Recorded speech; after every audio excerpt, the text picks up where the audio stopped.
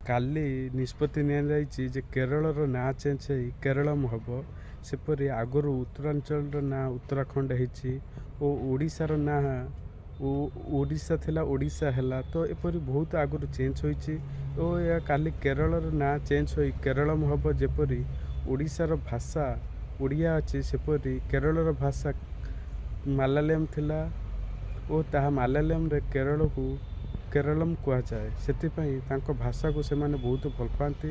ସେଥିପାଇଁ କେରଳର ନାଁ ଚେଞ୍ଜ ହେଇ କେରଳମ୍ ହେବ। ସେଥିପାଇଁ ଆମେ ପ୍ରଥମେ ପାସ୍ କିପରି ନାଁ ଚେଞ୍ଜ କରିବାକୁ ହେଲେ ବହୁତ କିଛି ଅସୁବିଧା ସମ୍ମୁଖୀନ ହେବାକୁ ପଡ଼ିଥାଏ। ରେଲୱେ ଷ୍ଟେସନ୍ ଚେଞ୍ଜ କରିବା ଏବଂ ମେଡ଼ିକାଲ କ୍ଷେତ୍ରରେ ଚେଞ୍ଜ କରିବା, ସରକାରର ଯେକୌଣସି କାର୍ଯ୍ୟପତ୍ର ସେଥିରେ ଚେଞ୍ଜ କରିବା ଓ ସେ କେରଳ ନାଁକୁ କେରଳମ୍ ହେବ ଓ ଏହା ଏକ ସ୍ୱାଗତ ଯୋଗ୍ୟ। କାହିଁକିନା ନିଜ ରାଜ୍ୟରେ ଯାହାକୁ ଭାଷାକୁ ଭଲ ପାଉଛନ୍ତି ସେଇ ଭାଷାରେ କାମ ହେବ, ଏହା ବହୁତ ବଡ଼ ଖୁସି ଖବର।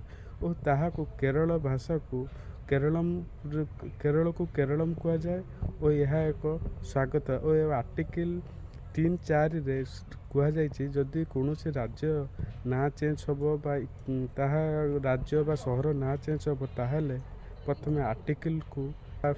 ପ୍ରଥମେ ତାହାକୁ ଆମେ ଲୋକସଭା ରାଜ୍ୟସଭା ଓ ଏହାକୁ ପାସ୍ କଲା ପରେ ରାଷ୍ଟ୍ରପତି ପାସ୍ କରନ୍ତି। ତାପରେ NOC ଗୋଟେ ମିଳିଥାଏ, ତାପରେ ଯାଇକି ଚେଞ୍ଜ ହୋଇଥାଏ।